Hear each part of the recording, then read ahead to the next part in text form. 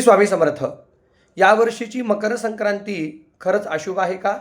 तसेच देवीने पिवळ्या रंगाचे वस्त्र परिधान केले आहे म्हणून स्त्रियांनी हळद लावणे वर्ज्य आहे का?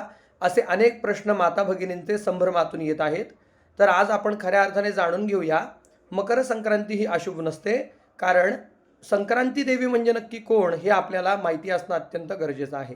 तर पौराणिक कथेनुसार असं सांगितलं जातं, संकरासूर आणि किंकरासूर नावाचे दोन महाभयंकर असुर होते. त्यांनी या पूर्ण पृथ्वीला संकटामध्ये आणले, खूप जास्त छळ केला. तेव्हा या विश्वाची जननी माता पार्वती, दुर्गा माता हिने एका देवीचे स्वरूप घेतले आणि त्या राक्षसांचा संहार करून पूर्ण पृथ्वीला संकटमुक्त केले. तर मग आपण समजू शकतो की जर देवी भक्त कल्याणासाठी उत्पन्न झालेली आहे तर ती अशुभ कशी काय असू शकते. म्हणून ही देवी अशुभ नसून शुभ आहे. तसेच मग या देवीला संक्रांती देवी का म्हटलं जातं? तर मकर संक्रांतीच्या दिवशी धनुराशीमधून मकर राशीमध्ये सूर्यदेव प्रवेश करीत असतात. या कालावधीला संक्रमण असं म्हटलं जातं. म्हणून या संक्रमणाच्या कालावधीमध्ये देवीची उत्पत्ती झाल्यामुळे या देवीला संक्रांती देवी असं म्हटलं जातं.